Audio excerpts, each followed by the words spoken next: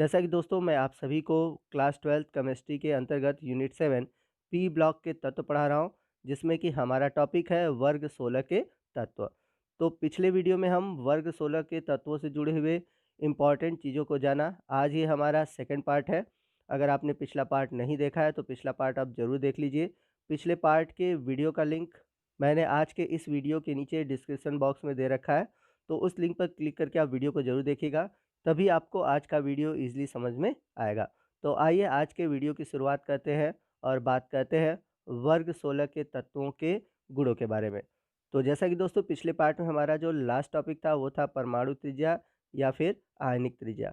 तो उसी पार्ट को कंटिन्यू करते हुए आज के वीडियो की शुरुआत करते हैं और बात करते हैं आयनन ऊर्जा या फिर हम कह सकते हैं आयनन एंथैल्पी। तो आयनन एंथैल्पी क्या होता है, ये सभी टॉपिक आपने पढ़ रखा होगा। हम बात करेंगे वर्ग में ऊपर से नीचे जाने पर आयनन एंथैल्पी में क्या फ़र्क पड़ता है।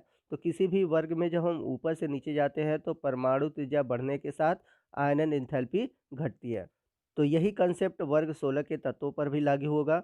तो वर्ग 16 में ऊपर से नीचे जाने पर आयनन एंथैल्पी घटता है, क्योंकि परमाणु त्रिज्या बढ़ती है। तो आइए इसे हम ऑक्सीजन और सल्फर इन दोनों के उदाहरण के थ्रू समझते हैं। तो यदि हम ऑक्सीजन के इलेक्ट्रॉनिक विन्यास को देखें तो यहाँ पर इलेक्ट्रॉनिक विन्यास दिया गया है। वहीं सल्फर के इलेक्ट्रॉनिक विन्यास को देखें तो यहाँ पे दिया गया है। तो आप देखेंगे कि ऑक्सीजन के इलेक्ट्रॉनिक विन्यास में 2 कोष है, वहीं सल्फर के इलेक्ट्रॉनिक विन्यास में 3 कोष है। तो आइए इसे और डिटेल से इसकी संरचना के द्वारा समझते हैं। तो यदि हम ऑक्सीजन की परमाणुिक संरचना देखें तो इसके केंद्र में है नाभिक, जिसमें प्रोटॉन और न्यूट्रॉन है, और इसके चारों तरफ इलेक्ट्रॉन है जो कि 2 कोष में विभाजित है। तो जैसा कि हम सभी जानते हैं कि परमाणु नाभिक से वाह्यतम कोष के बीच की दूरी को हम बोलते हैं परमाणु त्रिज्या। उसी तरह अगर हम सल्फर की परमाणु संरचना को बनाएं तो हम देखेंगे कि नाभिक में प्रोटॉन और न्यूट्रॉन है, और इसमें 3 कक्षाएं हैं जिसमें कि इलेक्ट्रॉन वितरित है। तो आप देखेंगे कि इसकी 3 कक्षाएं होने के कारण इसकी जो परमाणु त्रिज्या है, यानी कि नाभिक से वाह्यतम कोष के बीच की दूरी जो है वो अधिक है, जिसके कारण इसकी परमाणु त्रिज्या क्या है, बड़ी है। तो इस प्रकार हम सभी जानते हैं कि जब भी हम वर्ग में ऊपर से नीचे जाते हैं तो नई कक्षाएं जुड़ती है, यानी कि नए कोष जुड़ते हैं, और नए कोष जुड़ने के साथ साथ परमाणु त्रिज्या में वृद्धि होती है। आई होप आपको ये कंसेप्ट समझ में आ गया होगा। नेक्स्ट हम बात करते हैं कि आयनन एंथैल्पी का क्या प्रभाव पड़ेगा। तो आयनन एंथैल्पी का प्रभाव समझने से पहले आइए समझते हैं कि आयनन एंथैल्पी क्या होता है। तो क्लास 11th में आपने पढ़ा रखा होगा कि किसी भी विलगित गैसीय परमाणु से जब एक या एक से अधिक इलेक्ट्रॉन निकालते हैं तो इलेक्ट्रॉन को निकालने के लिए हमें जो ऊर्जा की आवश्यकता होती है उसे हम आयनन एंथैल्पी कहते हैं। तो आइए समझते हैं कि हमें ऑक्सीजन और सल्फर से इलेक्ट्रॉन को निकालना है। तो ऑक्सीजन और सल्फर क्या है, अलग-अलग हैं, इसलिए इसको हम बोलेंगे आइसोलेटेड और गैसीय अवस्था में है। तो जब हम ऑक्सीजन से इलेक्ट्रॉन निकालने की कोशिश करेंगे, तो हम देख रहे हैं कि जो ऑक्सीजन परमाणु है, ऑक्सीजन परमाणु की जो त्रिज्या है वो छोटी है, जबकि सल्फर परमाणु की त्रिज्या क्या है, बड़ी है। तो जब हम इलेक्ट्रॉन निकालने की कोशिश करेंगे तो हम जानते हैं कि जो वाहक कोष के इलेक्ट्रॉन है और नाभिक है उनके बीच आकर्षण बल है। तो उस आकर्षण बल को तोड़ने के लिए हमें ऊर्जा की आवश्यकता पड़ेगी, यानी कि इलेक्ट्रॉन निकालने के लिए हमें ऊर्जा चाहिए होगा। और जैसा कि हम देख रहे हैं कि ऑक्सीजन की परमाणु त्रिज्या छोटी है, तो वाह्य कोष के इलेक्ट्रॉन और नाभिक के बीच अधिक आकर्षण बल होगा, जबकि सल्फर में हम देख रहे हैं कि वाह्य कोष के इलेक्ट्रॉन और नाभिक दूर हैं, तो इनके बीच आकर्षण बल क्या होगा, कम होगा। तो जिनके बीच आकर्षण बल अधिक है, वहाँ पर हमें अधिक ऊर्जा खर्च करके इलेक्ट्रॉन निकालना होगा। तो ऑक्सीजन की परमाणु त्रिज्या कम होने के कारण आकर्षण बल अधिक होता है, जिससे हमें अधिक इलेक्ट्रॉन की आवश्यकता पड़ती है। जबकि सल्फर की जो परमाणु त्रिज्या है बड़ी है, जिसके कारण आकर्षण बल कम है, इसलिए हमें अधिक ऊर्जा की आवश्यकता पड़ती है। तो परमाणु त्रिज्या अधिक होने पर नाभिक का जो वाह्यतम कोष के इलेक्ट्रॉन पर आकर्षण बल होता है वो कम हो जाता है, जिससे कि इलेक्ट्रॉन निकालने के लिए हमें अधिक ऊर्जा की आवश्यकता पड़ती है, यानी कि आयनन एंथैल्पी का मान अधिक होता है। आई होप आपको ये कंसेप्ट समझ में आ गया होगा। अब यदि हम बात करें किसी आवर्त में बाएं से दाएं जाने पर क्या होगा, तो किसी आवर्त में जब हम बाएं से दाएं जाते हैं तो परमाणु क्रमांक बढ़ने के साथ परमाणु त्रिज्या घटती है, अतः आयनन एंथैल्पी बढ़ती है। तो आइए इसे हम दूसरे आवर्त के तत्वों नाइट्रोजन, ऑक्सीजन और फ्लोरीन के उदाहरण के द्वारा समझते हैं। तो यहाँ पर आप इन तीनों के इलेक्ट्रॉनिक विन्यास देख सकते हैं, और आप देख सकते हैं कि इन सभी में केवल 2-2 कोष हैं, परंतु इनके परमाणु क्रमांक जो है वो कम है या ज़्यादा है। जैसे नाइट्रोजन का 7, ऑक्सीजन का 8, फ्लोरीन का 9 है। तो आइए और आसानी से हम इनकी परमाणु संरचना के द्वारा समझते हैं। तो यदि हम नाइट्रोजन का परमाणु संरचना बनाएँ तो परमाणु के नाभिक में आपको 7 न्यूट्रॉन मिलेंगे, क्योंकि परमाणु क्रमांक जो है नाइट्रोजन का वो 7 है, तो प्रोटॉन की संख्या भी 7 होगी। उसी तरह ऑक्सीजन की संरचना बनाएँगे तो ऑक्सीजन के नाभिक में प्रोटॉन की संख्या होगी 8, और उसी तरह अगर हम फ्लोरीन की संरचना बनाएँ तो फ्लोरीन के नाभिक में प्रोटॉन की संख्या होगी 9। तो यहाँ पर देख सकते हैं कि इन तीनों में केवल 2 कोष हैं, तो इनकी परमाणु त्रिज्याएँ समान होगी, पर ऐसा नहीं होता है। ऐसा क्यों नहीं होता? आइए समझते हैं। तो आप देख सकते हैं कि परमाणु क्रमांक बढ़ने के साथ इसके नाभिक के जो आवेश हैं वो बढ़ते हैं, जैसे कि फ्लोरीन का आवेश अधिक है, ऑक्सीजन का उससे कम है और नाइट्रोजन का उससे कम है, क्योंकि आप देख सकते हैं कि जैसे-जैसे परमाणु क्रमांक बढ़ता है वैसे-वैसे नाभिक आवेश बढ़ता है, और जैसे-जैसे नाभिक आवेश बढ़ता है वो नाभिक अपने इलेक्ट्रॉनों पर आकर्षण बल भी अधिक लगाता है, और जैसे आकर्षण बल बढ़ा तो परमाणु क्या होता है? संकुचित होने लगता है, जिसके कारण परमाणु त्रिज्या जो होती है वो छोटी हो जाती है। तो आप देख सकते हैं तीनों में 2 कोष थे, परंतु नाभिकीय आवेश बढ़ने के कारण आकर्षण बल बढ़ा। तो फ्लोरीन में देखते हैं प्रोटॉन की संख्या 9 है, तो इसमें नाभिकीय आवेश अधिक है, तो ये क्या करेगा? इलेक्ट्रॉन को खींचने लगेगा, जिसके कारण इसकी परमाणु जो त्रिज्या होगी ऑक्सीजन और नाइट्रोजन की अपेक्षा क्या होगी? और छोटी होगी। वहीं ऑक्सीजन में देख सकते हैं प्रोटॉन की संख्या 8 है, तो यहाँ पर भी आकर्षण बल होगा, परंतु यह फ्लोरीन की अपेक्षा क्या होगा? कम होगा, क्योंकि यहाँ पर नाभिकीय आवेश क्या है? कम है, जिसके कारण इसकी परमाणु त्रिज्या तो छोटी होगी, परंतु फ्लोरीन की अपेक्षा बड़ी होगी, क्योंकि फ्लोरीन में जो नाभिकीय आवेश है वो अधिक है। और वैसे ही नाइट्रोजन में देखें तो नाइट्रोजन में प्रोटॉन की संख्या 7 है, इसमें नाभिकीय आवेश कम होगा, जिसके कारण इसकी जो परमाणु त्रिज्या होगी थोड़ी बड़ी होगी।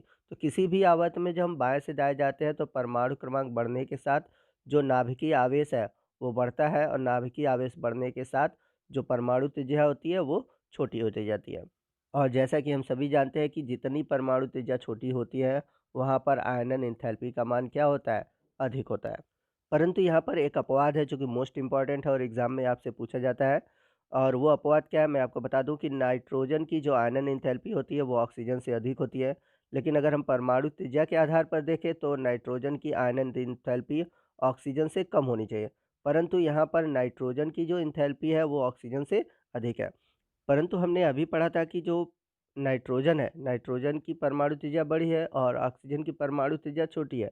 तो अगर देखा जाए परमाणु त्रिज्या के आधार पर तो परमाणु त्रिज्या नाइट्रोजन की बड़ी होने के कारण आयनन एंथैल्पी कम होना चाहिए और ऑक्सीजन की आयनन एंथैल्पी अधिक होनी चाहिए। परंतु यहाँ पर बात ये कह रहा है कि नाइट्रोजन की आयनन एंथैल्पी ऑक्सीजन से अधिक होती है।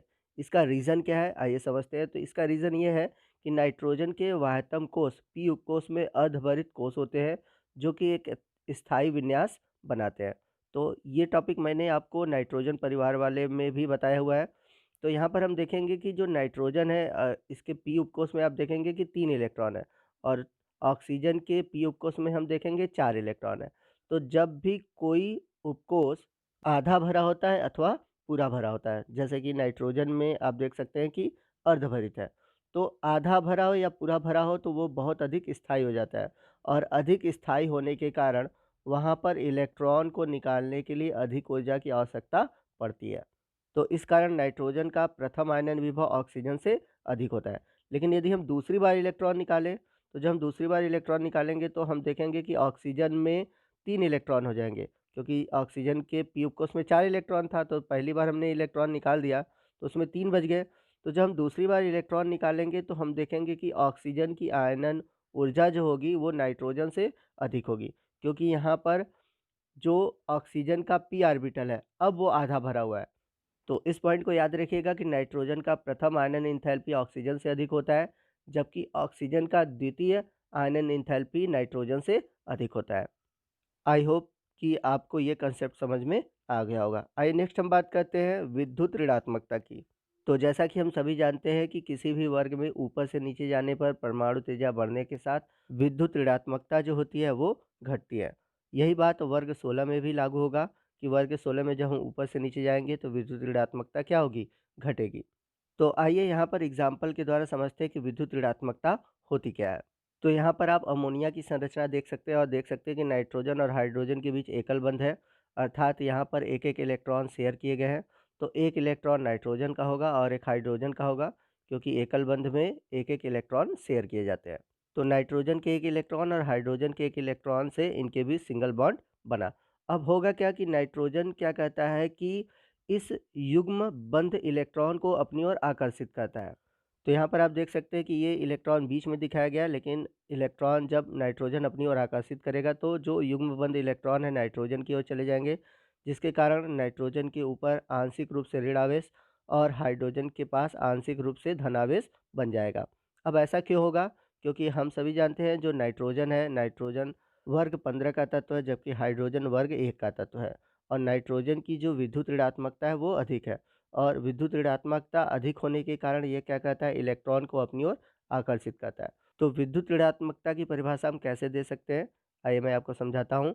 तो युग्म बंध इलेक्ट्रॉन को किसी परमाणु द्वारा अपनी ओर आकर्षित करने की जो क्षमता होती है, उसी को हम विद्युत ऋणात्मकता कहते हैं। तो यहाँ पर जो नाइट्रोजन है क्या कर रहा है, हाइड्रोजन के इलेक्ट्रॉन को अपनी ओर खींच रहा है। तो यहाँ पर क्या रीज़न है? यहाँ पर रीज़न है विद्युत ऋणात्मकता। तो आइए समझते हैं कि वर्ग में ऊपर से नीचे जाने पर विद्युत ऋणात्मकता घटती क्यों है? तो जैसा कि हमने अभी पढ़ा था कि जब भी हम वर्ग में ऊपर से नीचे जाते हैं तो परमाणु त्रिज्या बढ़ती है, और परमाणु त्रिज्या बढ़ने के कारण जो इलेक्ट्रॉन आकर्षित करने की जो क्षमता होती है, वो घटती है। तो यदि हम बात करें वर्ग 16 की, तो वर्ग 16 में ऊपर से नीचे जाने पर परमाणु त्रिज्या बढ़ने के साथ जो विद्युत ऋणात्मकता होती है वो घटती जाती है। यहाँ पर एक स्पेशल पॉइंट आपको याद रखना होगा कि जो ऑक्सीजन की विद्युत ऋणात्मकता होती है वो फ्लोरीन के बाद दूसरे नंबर पर है, यानी कि ऑक्सीजन फ्लोरीन के बाद दूसरा सर्वाधिक विद्युत ऋणात्मक तत्व होता है। तो ये इम्पॉर्टेंट पॉइंट है, आप इसको नोट कर लीजिएगा। तो आइए नेक्स्ट हम बात करते हैं वर्ग 16 के तत्वों के भौतिक अवस्थाओं की। तो यदि हम बात करें वर्ग 16 में, तो ऑक्सीजन जो है रूम टेम्परेचर पर गैस अवस्था में पाया जाता है। बाकी जितने भी तत्व हैं वो ठोस अवस्थाओं में पाए जाते हैं। तो इसे मैं लिख देता हूँ। वर्ग 16 में ऊपर से नीचे जाने पर भौतिक गुणों में क्रमिक परिवर्तन होता है। तो ऑक्सीजन कमरे के ताप पर गैस है, जबकि वर्ग के जो अन्य तत्व हैं वो ठोस अवस्था में पाए जाते हैं। अब यदि हम बात करें वर्ग 16 में ऑक्सीजन की, तो वर्ग 16 में ऑक्सीजन द्विपरमाणु अणु है, यानी कि यह O2 के रूप में पाया जाता है, जबकि सल्फर बहुपरमाणु अणु है, यानी कि यह S8 के रूप में होता है। तो वर्ग 16 में ऑक्सीजन जो है वो द्विपरमाणुक है, बाकी वर्ग के जो अन्य तत्व हैं वो बहुपरमाणुक रूप में पाए जाते हैं। आइए नेक्स्ट हम बात करते हैं धात्विक तथा अधात्विक लक्षण की। तो जब भी हम वर्ग में ऊपर से नीचे जाते हैं तो परमाणु क्रमांक बढ़ने के साथ धात्विक लक्षण बढ़ता है। तो ऐसा क्यों होता है, मैं आपको समझा देता हूँ।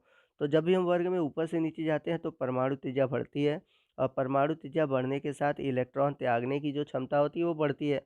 और हम सभी जानते हैं कि धातुओं में इलेक्ट्रॉन त्यागने की क्षमता होती है। तो इस कारण हम किसी भी वर्ग में, यानी कि वर्ग 16 की बात करें या किसी भी वर्ग की बात करें, तो जब हम ऊपर से नीचे जाएँगे तो उनके धात्विक लक्षणों में वृद्धि होती है। और इसका एक रीज़न और भी समझ सकते हैं कि वर्ग में जब हम ऊपर से नीचे जाते हैं तो परमाणु त्रिज्या बढ़ने के साथ विद्युत ऋणात्मकता घटती है। और हम सभी जानते हैं कि जिनकी विद्युत ऋणात्मकता अधिक होती है वे अधातु होते हैं, क्योंकि उनमें इलेक्ट्रॉन खींचने की क्षमता अधिक होती है, जबकि धातुओं में इलेक्ट्रॉन खींचने की क्षमता यानी कि उनकी विद्युत ऋणात्मकता कम होती है। तो यदि हम बात करें वर्ग 16 में, तो वर्ग 16 में ऑक्सीजन और सल्फर अधातु हैं। वहीं हम बात करें सेलेनियम और टेलुरियम की, तो ये उपधातु हैं, तथा जो पोलोनियम है वो धातु है। तो आप इस बात से भी समझ सकते हैं कि वर्ग में ऊपर से नीचे जाने पर धातु का लक्षण बढ़ता है, इसीलिए जो पोलोनियम है वो धातु है, बाकी वर्ग के जो ऊपर के तत्व हैं वो अधातु हैं। तो दोस्तों ये था हमारा आज का टॉपिक। अगले वीडियो में हम बचे हुए जितने भी टॉपिक हैं उन सभी टॉपिक को डिस्कस करेंगे। तो दोस्तों मिलते हैं अगले वीडियो में अगले टॉपिक के साथ। तब तक के लिए जय हिंद, जय भारत।